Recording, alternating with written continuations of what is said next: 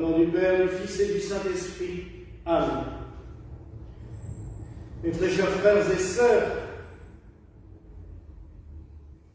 nous allons continuer avec la lecture de Ruth et nous voyons comment elle arrive, j'allais dire à ses fins, et dans le bon sens, car elle est dans cette vertu d'obéissance.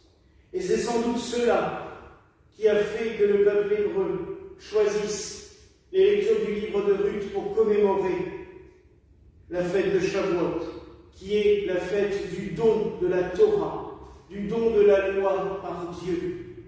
En effet, le Seigneur nous a demandé une fidélité parfaite à ses commandements. Et là, Ruth obéit à celle à qui elle s'est soumise, sa belle-mère.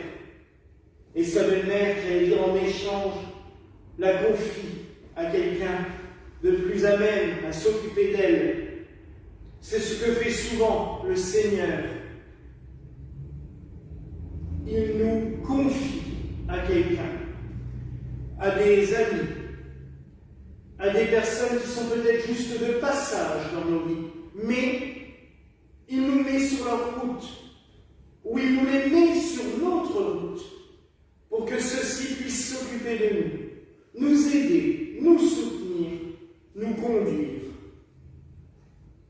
Comme Philippe l'a fait dans la ville de Samarie, comme le Christ a envoyé les 12 parmi le monde entier pour conduire et soutenir les peuples, les populations. Mais des fois, nous ne pouvons pas aider. Pourquoi? Parce que la personne en face ne le souhaite pas. Et c'est ce que le Christ nous dit. Si les gens ne vous reçoivent pas, sortez de cette ville et secouez la poussière de vos pieds en témoignage contre eux. Oui, mes frères et sœurs, il y a des fois où nous sommes poussés vers quelqu'un pour l'aider et cette personne ne l'accepte pas. Alors oui, nous devons accepter de reprendre nos affaires et de nous en aller, d'aller plus loin, d'aller ailleurs, d'aller vers une autre mission. Comment savoir ce qui est bon ou pas bon? Comment savoir si notre mission est bonne? Comment savoir si nous devons encore rester et insister un peu ou si nous devons repartir? Eh bien, c'est le don de la science que nous célébrons ce jour. Le Seigneur nous aide à savoir les choses. Le don de la science, souvent, certains se limitent à la science médicale, la science physique, la science chimique, et toutes ces sciences que l'on étudie à l'université. Mais ce n'est pas que cela. La science, c'est aussi, tout simplement, de savoir les choses. D'avoir, sans doute, ce que l'on appelle un sixième sens, le sixième sens. C'est ce don de clairvoyance, de savoir lire dans les cœurs, mais surtout de savoir lire dans les cieux, de pouvoir connaître les méandres du Seigneur. C'est peut-être aussi par ce don-là que nous pouvons comprendre les mystères théologiques, les mystères spirituels. Car là aussi, il y a tant et tant de choses à comprendre. Et je peux vous assurer qu'après 15 ans de prêtrise, 16 ans de prêtrise et 8 années d'épiscopat, et bien on se pose encore des questions.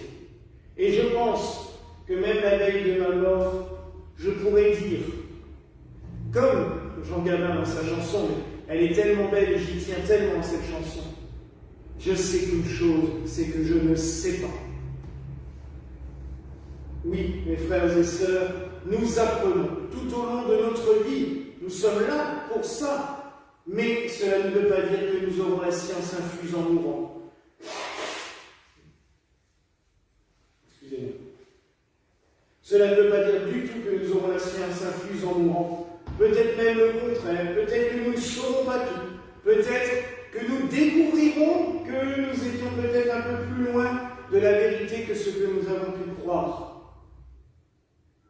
Mais l'Esprit Saint est là. Il veille sur nous, il nous aide, il nous soutient. C'est lui qui fait que nous pouvons prêcher. C'est lui qui fait que nous pouvons affirmer notre foi. C'est lui qui fait que chacun ou chacune qui nous regarde ce soir peut porter un message, un témoignage du Christ. Alors mes frères et sœurs, ne perdons pas cet espoir, ne perdons pas ce courage. Continuons à professer notre foi. Continuons à donner le témoignage que Christ nous a laissé. Continuons aussi à respecter fidèlement les commandements qu'il nous a donnés. Car oui, mes frères et sœurs, c'est en étant fidèles à la promesse, c'est en étant fidèles aux commandements, c'est en étant fidèles à nos vœux envers le Christ que nous pouvons avancer. Je l'ai dit hier à un ami à moi. Des fois, on peut être intransigeant, et il faut l'être, quand il s'agit d'un serment, quand il s'agit d'une profession de foi, quand il s'agit de quelque chose